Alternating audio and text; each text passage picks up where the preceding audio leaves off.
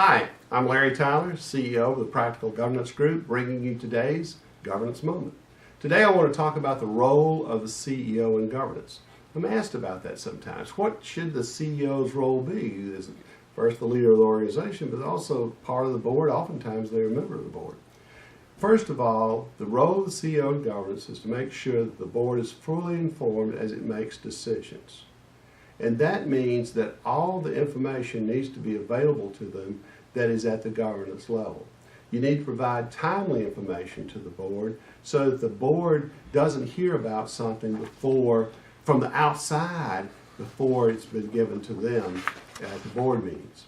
You never want to surprise the board. You have to give a heads up on any potentially negative information and make sure that they have heard the board has heard the CEO's side of the issue before others are presenting their side.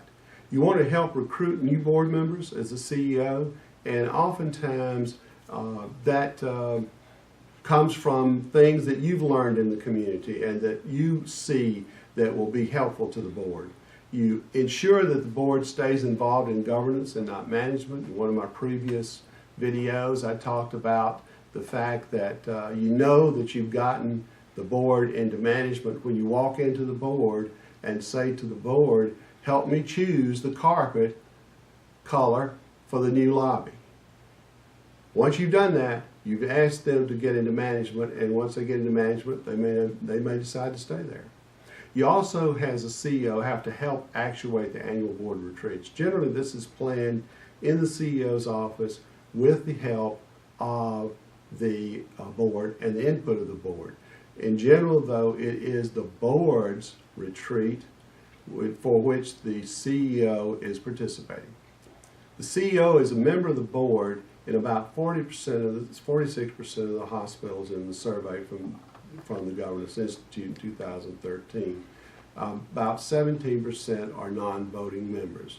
The thought is that having the CEO as a voting member of the board helps in the strategic partnership with the board. From our standpoint at Practical Governance Group, we've seen no evidence except anecdotal evidence that this is actually true. One of the CEOs in one of the largest systems in the country is adamant that he would not be a part of his board as a voting member because he thinks that the separation should be there between the management and the board. So this is a position that needs further study. We don't have an answer to it at this point, but it's something to be thinking about. It's whether the CEO should be a member of the board or not.